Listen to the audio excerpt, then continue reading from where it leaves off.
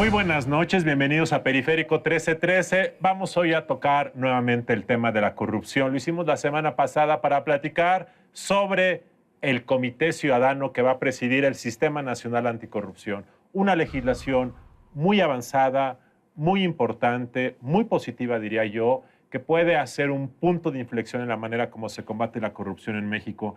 Y para hablar de ese tema estuvo la semana pasada Edna Jaime, estuvo José Luis Caballero. Ellos dos, junto con otros 7 colegas, son los que van a definir estos 5 ciudadanos que van a estar a la cabeza de ese Sistema Nacional Anticorrupción para ver si de esa manera ahora sí se rompe la inacción, la inercia y la falta de motivación para hacerlo.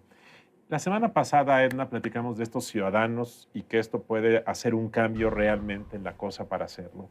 Ahora yo quisiera ver, una vez que ya estén sentados esos 5 ciudadanos, ciudadanas, y que ya la legislación esté en función, ya que prendes el coche, ¿qué va a pasar? La gente se pregunta, ¿qué va a pasar en México con la corrupción? Bueno, yo creo que este sistema va a tardar en consolidarse. Generaríamos una expectativa equivocada si mandamos la señal o el mensaje de que mañana vamos a tener todos los instrumentos y todas las capacidades para ser eficaces en el combate a la corrupción. Debo decirte que hay algunas instancias del Estado mexicano que tienen funciones anticorrupción que son muy débiles, que no están preparadas. Estoy pensando particularmente en la Fiscalía Anticorrupción, en la persecución criminal. Tenemos la Procuración de la Justicia en este país, está deshecha, Luis Carlos. Entonces el fiscal, que será nombrado en estos días, pues va a encontrar que no tiene con qué, que va a tener que construir capacidades, entrenar ministerios públicos, entender bien los nuevos tipos penales incorporados al Código Penal, generar capacidades de inteligencia financiera. Entonces, sí es una tarea enorme, pero creo que están sentadas las bases para poder así irlas construyendo, Luis Carlos. Entonces, ¿qué va a ser lo primero? Pues empezar a hacer una línea de base. ¿Cómo estamos en cuanto a la potencia de las instituciones que tienen funciones anticorrupción?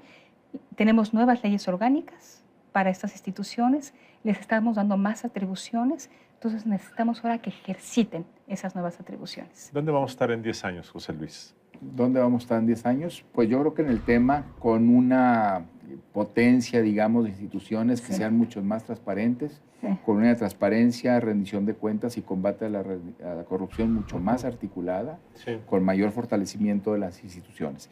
Yo pienso que un sistema nacional sí nos puede sacar de este lastre potentemente, claro, si todos y todos cumplimos con la tarea. Decía la semana pasada del problema de las entidades federativas, sí es cierto, pero esa interlocución y esa interrelación en un sistema nacional yo creo que sí nos puede potenciar. El Sistema Nacional en materia de seguridad pública lo ha ido evidenciando paulatinamente de alguna manera. El Sistema Nacional de Protección de Niñas, Niños y Adolescentes también. Yo creo que esta conjunción de esfuerzos federales, locales, que nos saque del marasmo centralista también, es algo importante. Hace unos días estuve en Monterrey y platicando con personas que han estado observando la labor del fiscal anticorrupción, Ernesto Canales. Por una parte hay quien dice no ha dado resultados porque el exgobernador no está en la cárcel. Es una manera de que la gente lea los resultados de la lucha anticorrupción. Y es muy legítimo. Y otros dicen, pues está abriendo brecha, esto es muy complicado porque hay amparos, hay falta de pruebas, a veces no hay cooperación del gobierno federal, se dice eso en Nuevo León. Cuando el gobierno federal entra, todo se resuelve porque tienen acceso al secreto bancario, entonces ven cuentas y detectan inconsistencias. Pero el hecho es que cuando te comentan la realidad allá es que los recursos disponibles para combatir la corrupción son muy escasos. Por ejemplo, ahora decía Edna, el nuevo fiscal anticorrupción, todo está girando en torno a la persona. Pero esa persona que se elija va a llegar a una institución donde la Unidad de Servidores Públicos de la PGR, que es donde se va a fundamentar la nueva fiscalía, tiene 25 investigadores. Entonces, la expectativa sobre esa persona va a ser inmensa y la verdad, su capacidad de resultados van a ser muy limitada. Esta parte de capacidades institucionales es la segunda gran reforma, ¿no es así? Yo creo que es la segunda gran reforma y también empezar a ver por dónde están los mecanismos de rendición de cuentas y de exigencia de la clase política. O sea, Claro. nosotros estamos haciendo un esfuerzo ciudadano, pero también la clase política tiene que hacer lo propio. Voy a decir una cuestión que sí que ha sido muy importante y muy, digamos, que ha turbiado mucho el tema de si el Procurador General de la República va a ser el fiscal, ¿no? Claro. Que es un tema en donde las sociedades, las organizaciones de la sociedad civil, la academia, colegas, gente se ha movilizado para decirle al Senado, bueno, danos una explicación de este fast track, legítimamente, porque tenemos que empezar a tener los controles de todos lados. Yo creo que es una cuestión de generar capacidades en las instituciones, fortalecer las instituciones del Estado mexicano que tienen estas funciones, pero también son importantes los liderazgos. No lo es todo. Sí, Necesitamos la conjunción de capacidades con buenos liderazgos. correcto. Pero veo mucho más posibilidades de generar esas capacidades si tenemos talento en las instituciones. Entonces, creo que las designaciones van a ser clave en este proceso. La designación del fiscal, dilucidar si el procurador se convertirá en el nuevo fiscal. Sí. Y los nombramientos, bueno, ya tenemos una nueva Secretaría de la Función Pública, eventualmente vendrá un relevo en la titularidad de la Auditoría Superior de la Federación. Tenemos que conformar la Sala Superior dedicada a asuntos de faltas administrativas graves en la Tribunal de Justicia Administrativa. Sí creo que estos liderazgos, ahora que estamos fundando un sistema, son muy importantes. Sí, no queremos cuotas ni cuotas. Entonces, tenemos que ser exigentes de procesos más abiertos. Tenemos colegas de Fundar, de Artículo 19, que han planteado en una plataforma que se llama designaciones.org algunas buenas prácticas de lo que estamos esperando los ciudadanos en cuanto a estas designaciones. Algo muy sencillo, que nos planteen los perfiles idóneos. No, yo creo Sí. que... Sean transparentes en los criterios de decisión y que sea muy claro al final por qué la designación fue Claro. hecha de cierta manera. Fíjate que hay una cosa que me parece importante decirla en este contexto de la charla. Se sacó la convocatoria para el fiscal anticorrupción y había una invitación para que la comisión participara en los perfiles. Ustedes. Nosotros, pero Ajá. no tenemos atribuciones claramente. La ley nada más nos da atribuciones para el Comité de Participación Ciudadana y punto. Nos excusamos muy bien ante el Senado. Perdón, el Senado les pidió su opinión Sí, y ustedes se excusaron. sí, nos excusamos, pero sí valoramos, sí creemos, pensamos, se lo dijimos al Senado y lo queremos expresar públicamente. Es muy importante entonces que sí el Senado tome voz en la ciudadanía para determinar los perfiles de quienes están postulando para la Fiscalía Perdón, Anticorrupción. yo tengo la impresión de que sí está habiendo una mini revolución a nivel de entidades y ahora a nivel federal, en el sentido de que lo que se llama la falta de voluntad, ¿no? Yo creo que la falta de voluntad política sí es lo que ha impedido combatir la corrupción, porque aún y con la legislación anterior se podía haber hecho maravillas Sí. en este país. Entonces yo creo que ustedes están cambiando la motivación, la voluntad, y esta es una gran revolución porque después vendrá la revolución de las capacidades. Es un poco lo que tú dices, Sí. ¿no? Bueno, yo creo que esta reforma implica acotar el poder, Luis Carlos. Y yo creo que la clase política que ha tenido amplios márgenes de ejercicio del poder, en algunos casos sin límites y sin contrapesos, pues sí es una reforma de gran calado, que va a costar implementar. Estoy pensando en los estados. Hay estados donde el gobernador controla todo. Controla al legislativo, controla al órgano de fiscalización. Entonces, ¿cómo vamos a implementar este sistema con órganos autónomos, liderazgos más o menos autónomos? Pues va a ser bien complicado. Entonces, ahí sí necesitamos una participación de la sociedad civil que esté muy atenta a estos procesos de selección, de nombramiento, de aterrizaje de la reforma, para que no nos den gato por liebre, que puede suceder.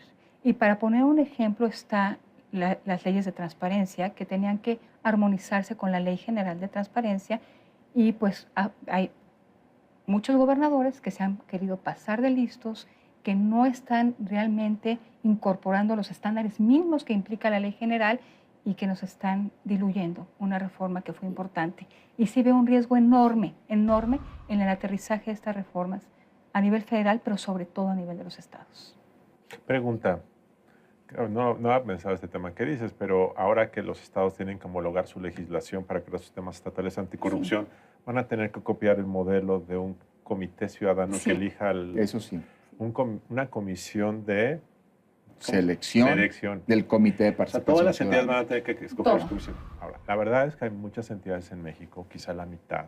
Primero que no hay organismos de la sociedad civil, la vida académica está cooptada políticamente. Entonces ahí la verdad es que este ejercicio virtuoso puede ser un ejercicio bastante riesgoso. Así es. ¿Hay alguna manera de que ustedes puedan homologar los criterios y un poco supervisar el nombramiento? Ahora que nos gusta la centralización, a mí no me gusta, pero se ha implementado en otras áreas. Pues lo que queremos hacer es que esta comisión de selección pues pueda sentar el precedente de la convocatoria, de la metodología de selección.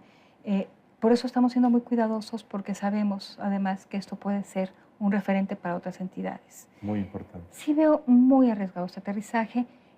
Varias organizaciones que trabajamos estos temas estábamos planteando generar un grupo de especialistas que pudieran acompañar las reformas a nivel estatal, pero también que pudiéramos tener un tablero de control donde se nos prendieran los focos rojos y decir: aquí están diluyendo la reforma, aquí no están apegándose a la ley, lo que dice la ley general.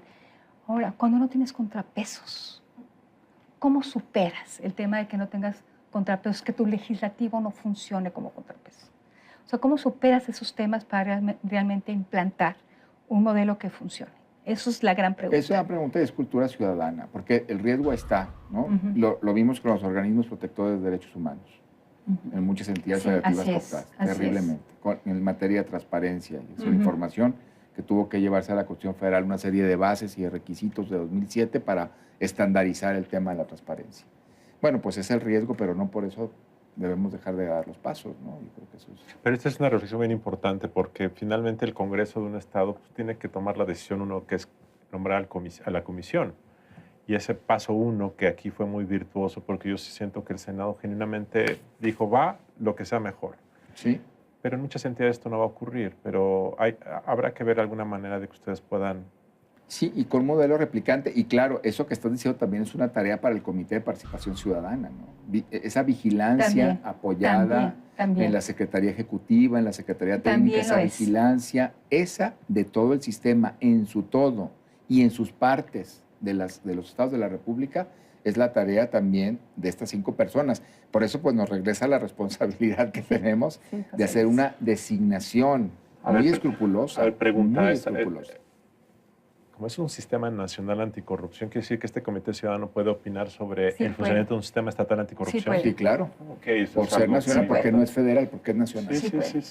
¿No? Esa es, digamos, la virtuosidad del sistema, ¿no? Claro. Que opera en esta red de opinión del todo y de las partes del Comité de Participación Ciudadana. Pues muchas gracias por estar aquí, Edna. José Luis, felicidades. Muchas gracias. ¿Cuánto va a durar la existencia de esta comisión de selección? 3 años.